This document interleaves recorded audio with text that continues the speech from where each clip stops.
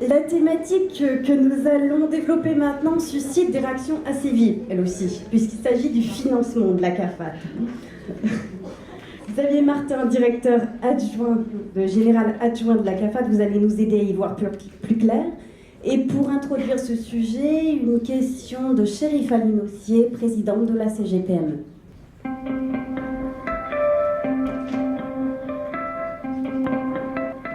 Sachant que le régime maladie est en déficit de 4 milliards en 2014, avec des charges qui augmentent de 12% depuis 2 ans, comment expliquer que le système du RUAM coûte si cher aux entreprises ?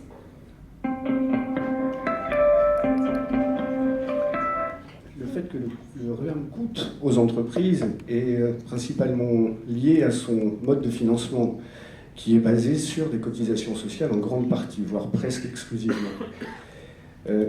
Comme vous pouvez le voir, 87% des produits totaux reçus par le RUAM en 2014 étaient d'origine cotisation sociale, acquittés par les employeurs, les salariés, les travailleurs indépendants et les fonctionnaires, c'est-à-dire toutes les catégories d'actifs qui cotisent et qui sont bénéficiaires de ce régime. La deuxième source de financement du RUAM, ce sont les recettes fiscales. Pour 2014, elles ont représenté 11% de ces produits. C'est ce rapport 87% de cotisation sociale pour 11% de recettes fiscales qui explique le poids ressenti par les entreprises dans le financement de ce système de protection sociale. Ces recettes d'origine fiscale, elles ont été composées en 2014 exclusivement de compensations versées par la Nouvelle-Calédonie par l'intermédiaire de l'Agence sanitaire et sociale en manque à gagner au RUAM de mesures, des effets de mesures que la Nouvelle-Calédonie a pu prendre vis-à-vis de catégories d'actifs ou de secteurs d'activité. Par exemple, le RUAM a reçu 4,5 milliards de subventions, de compensations. Ce ne sont pas des subventions, ce sont bien des compensations. En 2014, compensation des taux de cotisation aidés des travailleurs indépendants. Les travailleurs indépendants cotisent à des taux inférieurs aux autres catégories de cotisants. La Nouvelle-Calédonie complète leur cotisation et donc c'était à hauteur de 4,5 milliards sur l'année 2014. Et puis le RUAM a également reçu 1,9 milliard de compensations liées aux taux aidés sur certains secteurs d'activité comme l'agriculture, le secteur domestique, l'hôtellerie de brousse et îles et plus récemment le secteur de la petite enfance. Et enfin, dernière mesure d'aide aux entreprises que sont les réductions de charges sociales sur les bas salaires. Et à ce titre, le RUAM a reçu 900 millions en 2014. Ce qu'il faut savoir, c'est que les ressources du RUAM, les recettes du RUAM, notamment en cotisations sociales, ont augmenté constamment depuis sa création, depuis 2002. Nous constations jusqu'en 2013 des taux de progression de nos recettes extrêmement significatifs. Depuis 2014, ce n'est plus le cas. Depuis 2014, nous sommes entrés dans une phase de stagnation du montant de l'évolution du montant des cotisations que nous percevons. Stagnation qui se poursuit sur l'année 2015 et qui est vraiment un phénomène historique depuis 2002. Dans le même temps, les dépenses continuent à croître sur le même rythme. Il est facile de comprendre qu'à partir du moment où déjà sur un régime structurellement déséquilibré, les recettes se mettent à progresser moins rapidement que les dépenses, la situation s'aggrave extrêmement rapidement. Nos recettes dépendent du dynamisme économique de la Nouvelle-Calédonie. Elles sont directement liées au niveau et au nombre de salaires qui peuvent être versés par les entreprises, par l'activité des travailleurs indépendants et les revenus qu'ils perçoivent. Les charges, les dépenses de santé, elles sont liées à l'état sanitaire de la population, à ses besoins médicaux et puis aux nouveaux traitements onéreux qui voient le jour chaque année. Ce sont deux axes qui ne convergent pas et qui, par nature, aggravent l'écart et donc les déficits à venir du RUAM. Proportionnellement au nombre de questions recueillies, une grande partie concerne les travailleurs indépendants. Nous allons maintenant écouter leurs questions. Vous allez voir, certaines sont redondantes, mais elles illustrent parfaitement les préoccupations de ces assurés.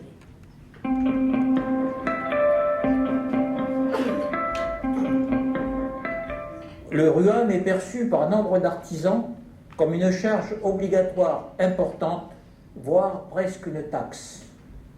De plus, les chefs d'entreprise ont du mal à identifier quels sont leurs droits et leur remboursement, auxquels ils peuvent prétendre, car les termes intégration partielle, intégration complète et prestation en espèces leur semblent flous et trop abstraits. L'offre de la CAFAT en matière de couverture maladie maternité est donc perçue comme complexe et inégalitaire comparée au régime des salariés. Ma question est donc la suivante. Pourquoi, en tant qu'artisan travailleur indépendant, paye-t-on des cotisations si chères pour le RUAM sans obtenir en face des prestations équivalentes à celles des salariés? Pourquoi faut-il que je paie le RUAM alors que je paie mes propres frais médicaux? J'ai comme l'impression que c'est une arnaque. Trouvez-vous juste qu'un travailleur indépendant, petit patron, patenté, etc., soit si peu couvert par l'assurance maladie en regard des sommes quand même importantes qui leur sont demandées? Donc voilà, j'aimerais savoir si vous trouvez ça normal, surtout que cette personne est en général obligée de souscrire à une assurance complémentaire. Ne redoutez-vous pas d'étouffer la créativité auto-entrepreneuriale en poussant les gens vers une passivité salariale de confort?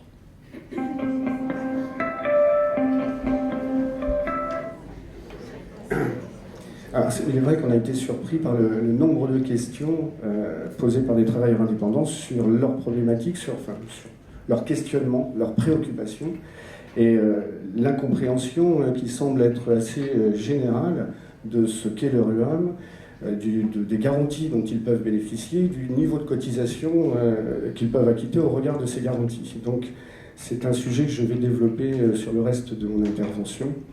Mais d'abord rappeler ce qu'est le RUAM du coup, puisqu'on se rend compte qu'un grand nombre de personnes en ont une définition imprécise. Le RUAM, le régime unifié d'assurance maladie maternité, couvre l'intégralité des actifs du territoire et des inactifs également, s'agissant des retraités. Donc les travailleurs indépendants, les salariés, les fonctionnaires, et pas seulement les travailleurs indépendants. Il propose, en dehors de financer l'hospitalisation publique, notamment, il propose deux grands types de garanties, deux grands types de prestations. Les prestations dites en nature, qui correspondent au remboursement d'une consultation lorsque vous allez chez le médecin ou lorsque vous avez des médicaments à acheter, les prestations en nature donc. Et puis le deuxième type de prestations sont les prestations en espèces, qui constituent des revenus de remplacement pour les bénéficiaires dans des situations particulières. Revenus en espèces, ce sont les indemnités journalières qui sont versées à quelqu'un en arrêt de travail ou un travailleur indépendant qui ne peut pas exercer son activité. Ce sont les indemnités repos qui sont versées en cas de congé maternité, des pensions d'invalidité ou des capitaux décès lorsqu'un salarié vient, malheureusement ça arrive, à décéder. Lorsqu'en 2002, le législateur a souhaité étendre le régime d'assurance maladie qui existait, qui ne couvrait jusque-là que les salariés, mais depuis quelques décennies, il a souhaité l'élargir aux fonctionnaires et aux travailleurs indépendants, à l'ensemble des catégories d'actifs, et en faire un régime unique pour tous les travailleurs du territoire. À cette époque-là, le législateur, à la demande insistante des travailleurs indépendants, a souhaité leur laisser le choix du profil de garantie auquel ils souhaitaient adhérer, auquel ils souhaitaient souscrire. Et donc, a créé deux profils que l'on appelle intégration partielle et intégration complète. Et leur a également laissé le choix de souscrire volontairement à ce que l'on appelle l'option prestation espèce, qui permet donc de garantir les revenus de remplacement. L'intégration partielle couvre uniquement ce que la CAFAT prend en charge à 100%, ce que l'on appelle le gros risque. Ça concerne notamment la longue maladie, les hospitalisations de longue durée, les évacuations sanitaires, des prestations qui en général sont extrêmement coûteuses. Et puis, l'intégration complète, elle, amène le niveau de garantie d'un travailleur indépendant strictement au même niveau de couverture qu'un salarié ou un fonctionnaire en matière de prestations en nature. C'est strictement le même profil de garantie. Il faut savoir donc qu'un travailleur indépendant qui souscrit à l'intégration complète plus l'option prestation espèce a strictement le même profil de garantie qu'un salarié. Je pense que M. Digoué a dû souscrire à l'option intégration partielle. Et donc, lorsqu'il va chez le médecin, il paye ses consultations et on ne le rembourse pas. Il s'agit de petits risques. Il aurait la possibilité, s'il le souhaitait, et là ça va me permettre de répondre à une question qui avait été posée un peu plus tôt, s'il le souhaite, il peut souscrire en intégration complète. Il peut toujours augmenter le niveau des garanties dont il peut bénéficier de la part du RUAM. A l'inverse, il ne pourra pas redescendre son profil de garantie. Là encore, c'est une limite qui a été posée par le législateur qui souhaitait de cette façon limiter les effets d'aubaine, c'est-à-dire éviter que certains cotisants au régime calent leur profil de couverture en fonction de leur état de santé du moment. Voilà, c'est aussi simple que ça. Donc on ne peut pas redescendre le profil de couverture à partir du moment où on a choisi les couvertures les plus complètes. Une autre idée très répandue, et qu'on retrouve dans la question de Monsieur le Président de la Chambre des métiers et de l'artisanat, d'ailleurs je suis très content qu'il l'ait posé parce qu'on va pouvoir faire la démonstration inverse à ce qu'il défend en fait, dans cette question, c'est que les travailleurs indépendants payent beaucoup de cotisations, payent plus de cotisations que ce qu'ils perçoivent de prestations et sont jugés de façon inéquitable par rapport aux autres catégories d'actifs. Nous avons plusieurs angles pour répondre à cette question et je vous propose tout d'abord de comparer les taux de cotisation de chacune des catégories d'actifs. Vous savez qu'aujourd'hui on cotise sur 2 tranches, depuis 2012 on cotise sur 2 tranches au RUAM. La première tranche qui correspond au premier franc de salaire jusqu'à 500 000 francs à peu près de salaire brut mensuel, et puis une deuxième tranche au-delà. Je ne parlerai pas de la deuxième tranche puisque toutes les catégories de cotisants cotisent au même taux de 5% sur la deuxième tranche, mais pour des salariés, au global, le taux d'un salarié est de 15,5%. Pour un fonctionnaire, il est de 14%. La différence, c'est que les fonctionnaires n'ont pas l'option prestation espèce. Ce risque est garanti par l'employeur, État ou territoire. Donc, la diminution de taux est justifiée par le fait qu'ils n'ont pas cette garantie. Pour les travailleurs indépendants, les profils de taux peuvent varier de 5 à 9% selon la couverture qu'ils ont choisie, intégration partielle, complète, avec ou sans prestation espèce. Donc là, on voit déjà qu'au niveau d'un même revenu, le taux de cotisation pour un travailleur indépendant, quel que soit le niveau de couverture qu'il ait choisi, est toujours inférieur à celui d'un fonctionnaire ou d'un salarié. Et puis, si on fait la comparaison avec leurs homologues de métropole, on se rend compte qu'en métropole, les travailleurs indépendants cotisent à 14,5% sur l'intégralité de leurs revenus. C'est-à-dire qu'il n'y a même pas une notion de plafond. C'est vraiment la totalité des revenus qui est prise en compte. On applique 14,5%, ça correspond aux cotisations maladie des travailleurs indépendants métropolitains. Bon. On en est loin en Nouvelle-Calédonie. Donc, comparativement, en comparant l'ensemble des catégories d'actifs, les travailleurs indépendants ne payent pas plus de cotisations. Je vous propose maintenant de comparer le montant global des prestations que les travailleurs indépendants ont perçues sur l'année 2014 relativement aux cotisations qu'ils ont réellement payées. Alors, c'est très nouveau en fait. C'est la première fois que nous faisons ce type de présentation. Ce sont des indicateurs que nous suivons depuis plusieurs années, mais jusque-là, nous ne communiquions pas. Il n'y a pas d'intérêt à faire un focus sur une population particulière, mais là, les problématiques exprimées étant quand même assez sensibles, je dirais nous avons estimé que c'était le moment de pouvoir vous donner ces informations. Donc on voit que les seules cotisations réellement versées pour l'exercice 2014 par les travailleurs indépendants ne couvrent pas le montant des prestations qu'ils ont perçues. Il faut donc le dispositif des compensations de la Nouvelle-Calédonie pour venir rétablir l'équilibre. Et puis, le dernier angle, qui est également un angle assez novateur par rapport à ce que nous avions l'habitude de produire comme résultat, c'est une comparaison du montant moyen de prestations perçu par un actif selon sa catégorie, en intégrant les prestations versées à ses ayants droit. On a donc là le montant moyen par actif d'une catégorie perçu sur l'année 2014. Et vous pouvez voir que le montant moyen perçu par un travailleur indépendant en 2014 est très supérieur à celui qu'aurait perçu un fonctionnaire ou un salarié. Un dernier commentaire sur ces 3 chiffres. Quand je dis très supérieur, on est 40% au-dessus en moyenne. Donc on est vraiment sur quelque chose de très significatif en termes de différence. Juste en complément, là, les salariés semblent percevoir plus de prestations que les fonctionnaires. En fait, c'est parce que nous avons intégré les prestations espèces dans la répartition des coûts annuels. Or, comme les fonctionnaires ne bénéficient pas de cette prestation, ils tombent à un niveau en fait, de prestation annuelle moyen inférieur à celui des salariés. En clair, si je mets tout le monde sur un pied d'égalité en termes de garantie, ce sont les salariés qui perçoivent le moins de prestations chaque année. Et le deuxième tableau est là aussi pour, comment dirais-je, tordre le cou à une idée très répandue qui est celle que les travailleurs indépendants accèdent moins aux soins, utilisent moins, consomment moins de soins que les autres catégories d'actifs. Vous pouvez là encore constater que 71,8% des salariés cotisants ont bénéficié d'une prestation en 2014, contre 72,4% pour les travailleurs indépendants. La différence n'est pas très importante, mais ça signifie que les travailleurs indépendants vont moins aussi souvent chez le médecin que les salariés. Et nous avons un taux surprenant de 85,6% pour les fonctionnaires. Surprenant parce que nous n'avons pas un niveau de prestation qui correspond à leur taux d'accès aux soins.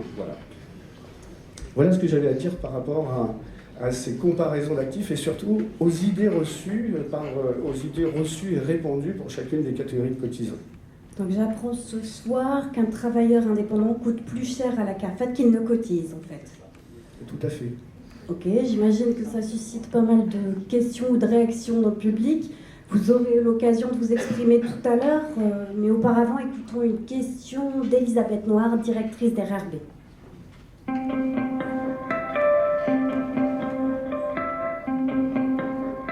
Alors on sait que la situation du REAM est difficile, que le régime est en déficit. Dans ces conditions, ma question c'est pourquoi la CAFAT s'acharne-t-elle systématiquement à requalifier les patentés en salariés, même et surtout contre leur gré? Est-ce que ce n'est pas un manque à gagner pour le REAM? Et c'est une question qui nous concerne directement à Radio Rideau Bleu.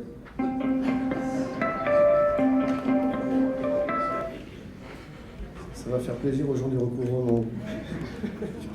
Non, la CAFAT ne s'acharne après personne, très clairement. La CAFAT a pour mission d'appliquer des textes qui sont pris par le législateur calédonien. C'est lui qui fixe les règles, nous devons, nous, les appliquer.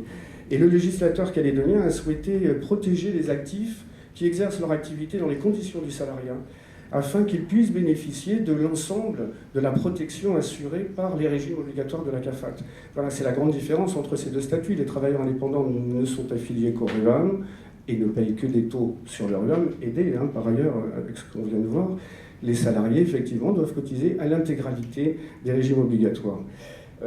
Voilà pour le premier élément. Le deuxième élément, contre leur gré. Alors, bon, d'abord, on fait appliquer les textes, mais le contre leur gré, quelque part, parfois, on peut nous s'en satisfaire parce que nous avons à gérer les situations de personnes qui arrivent en fin de carrière, qui ne sont plus en mesure d'assurer une activité, qui n'ont pas été affiliés au régime obligatoire et notamment au régime retraite de la CAFAT et qui se retrouvent sans ressources. Et à partir de là, ce sont toujours des situations humaines qui sont complexes à gérer quand elles se présentent. Voilà. Et puis sur le troisième point, non, le RUAM, ce n'est pas un manque à gagner pour le RUAM lorsqu'on requalifie un patenté en salarié, parce que comme vous l'avez compris maintenant, j'espère tous, on a répété ce message, tous les actifs cotisent en RUAM. Donc le fait de changer un statut et de passer de travailleur indépendant à salarié, le RUAM continuera à percevoir les cotisations, mais sous un autre titre. Ce seront les cotisations des salariés plutôt que les cotisations des travailleurs indépendants. Et pour être complet, si la Nouvelle-Calédonie ne compensait pas le manque à gagner, nous aurions même plus intérêt à avoir plus de salariés et moins de travailleurs indépendants, puisque les salariés cotisent à des taux plus importants pour le même niveau de garantie. Plusieurs salariés s'interrogent sur le cumul des cotisations du fait de leur double statut de patenté et salarié ou de retraité et patenté. Ils se sont exprimés face à la caméra, nous les écoutons.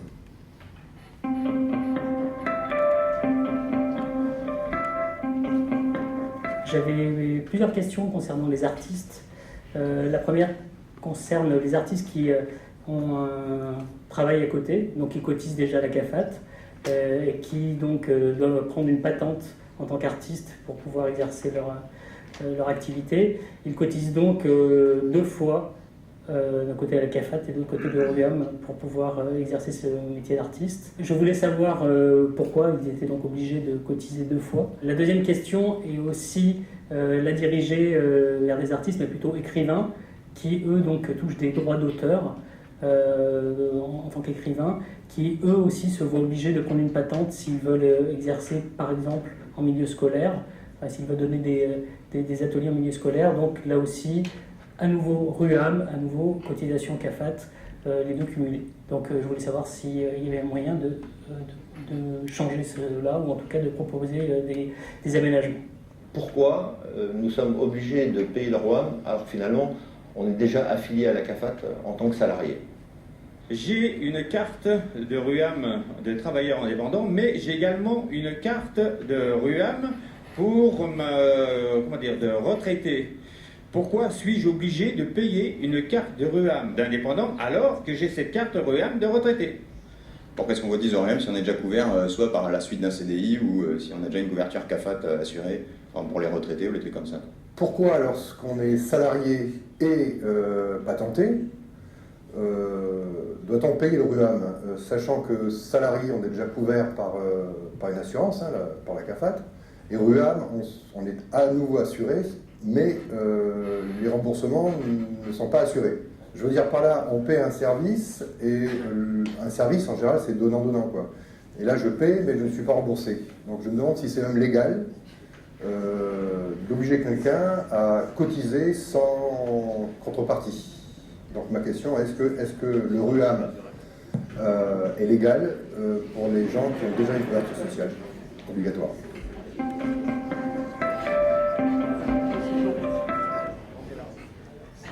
C'est le principe de solidarité et d'équité et de contribution au RUAM. On cotise tous proportionnellement au total des revenus que nous percevons, au total des revenus d'activité, quelle que soit la nature des activités. C'est pas j'ai payé le RUAM une fois et à partir de là, je suis remboursé, je n'ai plus besoin de le payer sur mes autres revenus, ou si je le paye à 3 titres, je devrais être remboursé 3 fois du même acte. Ça ne fonctionne pas comme ça. Chacun contribue à due proportion de l'effort qu'il est capable de soutenir pour le système. Et donc, on cotise sur l'intégralité de nos revenus, proportionnellement. Voilà. C'est le cas, par exemple, imaginons un salarié qui travaille pour plusieurs employeurs, ça peut être le cas de femmes de ménage qui travaillent que quelques heures et qui nécessairement doivent avoir plusieurs emplois. Elles cotisent sur l'ensemble de leur bulletin de paie. Il en va de même pour un salarié qui aurait une activité de travailleur indépendant ou pour un travailleur indépendant qui exercerait plusieurs activités au titre de plusieurs patentes, y compris pour ce monsieur retraité qui effectivement sur sa seule retraite pourrait être couvert s'il n'exerçait pas d'autres activités, à un taux extrêmement bas puisque le taux de prélèvement sur les pensions de retraite est de 1,5% pour bénéficier de toutes les garanties en nature du RUAM. Ce monsieur exerce une activité, il est logique qu'il puisse aussi payer proportionnellement à ses revenus d'activité. Avant d'ouvrir le débat, nous allons donner la parole à 3 assurés. Je rappelle toutes les questions qui ont été posées et des personnes que vous découvrez ce soir à l'écran ont posé des questions totalement libres, de leur choix.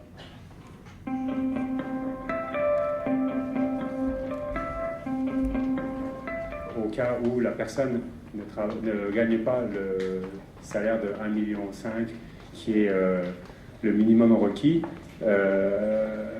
pourquoi elle devrait cotiser tant que ça, donc le 100 000? Est-ce qu'il ne devrait pas y avoir un prorata aussi? Je suis métropolitain en stage en Nouvelle-Calédonie pour 6 mois.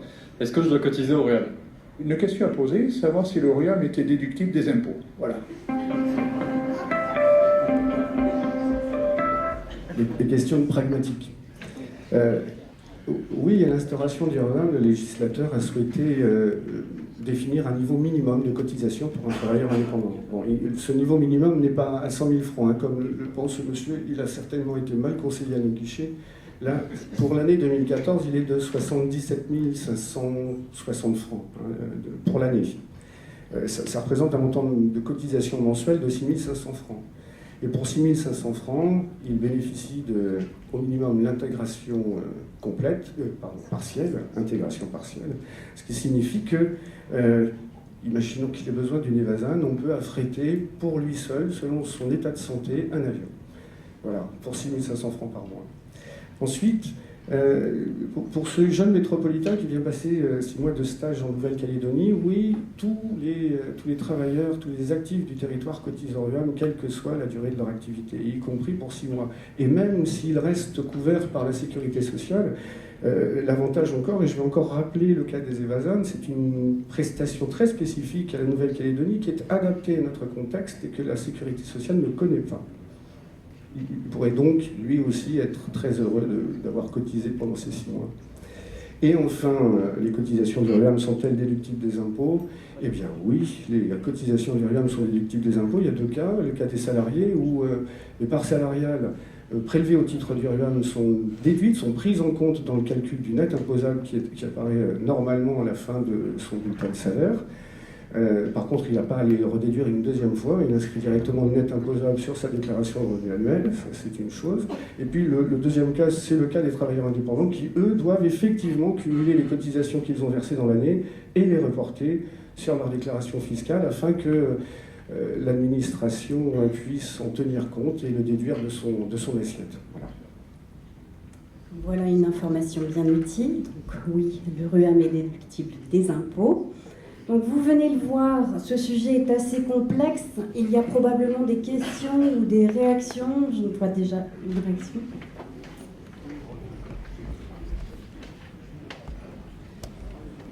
Merci. Oui, pour reprendre ce qu'a dit M. Martin, vous avez dit que quels que soient nos revenus, nous cotisions de la même manière.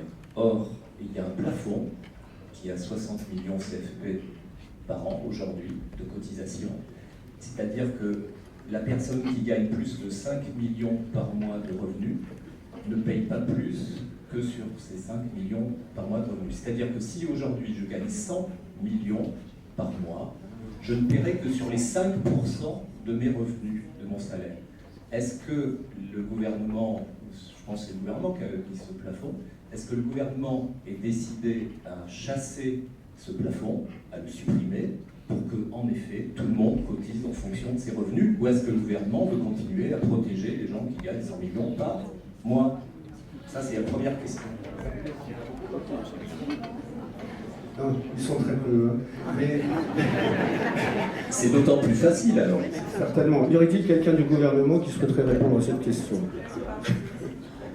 Non, ça, à ma connaissance, c'est un sujet qui n'a jamais été évoqué jusque-là, le fait de déplafonner complètement.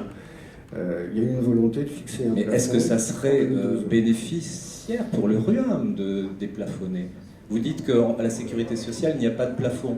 Malheureusement, on va avoir beaucoup de mal à estimer le volume de produits que cela pourrait amener en complément au RUAM, puisque là, clairement, pour le nombre...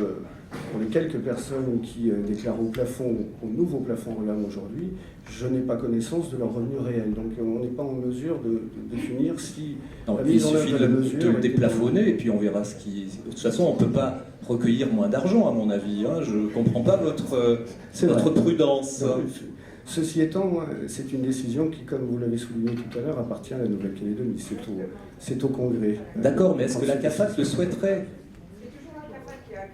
La CAFAT ne souhaite rien sur le fond. En fait, la CAFAT est un gestionnaire des régimes au travers des textes qui sont pris par le législateur. Voilà. Parce que... Tout à fait, on peut faire toutes les hypothèses.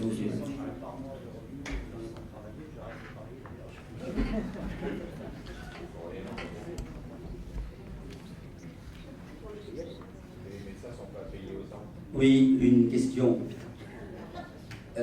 Raphaël Guéquière, administrateur, j'ai été administrateur CAFAT pendant 15 ans.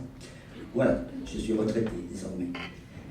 Je m'étonne que M. Martin n'ait pas relevé dans la première intervention que nous avons eue concernant donc la déclaration ou la question posée par Madame la Présidente de la CGPME, où elle a de nouveau parlé de 12% de taux de gestion. Je m'étonne qu'on n'ait pas... Alors on a bien eu l'explication auparavant du coût réel, de gestion, etc. Mais il serait peut-être intéressant de revenir sur des déclarations comme ça qui continuent donc à être alimenté dans l'opinion publique? Alors, en fait, il y a deux choses. La première, il faut qu'on laisse quelques sujets pour les débats après le colloque, mais non, surtout la deuxième, c'est qu'on a essayé d'analyser exactement quels étaient les termes de la question de Mme Dinossier, et elle dit sur les 2 dernières années, de 12% sur les 2 dernières années. Et ce que nous avons cru comprendre du coup de ce qu'elle affirmait, et là c'est une réalité, ce sont les charges du RUAM en termes d'évolution des dépenses de santé qui, au cumul sur les deux dernières années, ont effectivement augmenté de 12%. On a pensé qu'il s'agissait en fait de cette variation. Voilà, passons maintenant à la troisième partie de cette conférence. Après avoir discuté de la gouvernance, il y a une question. C'est une question courte, j'espère.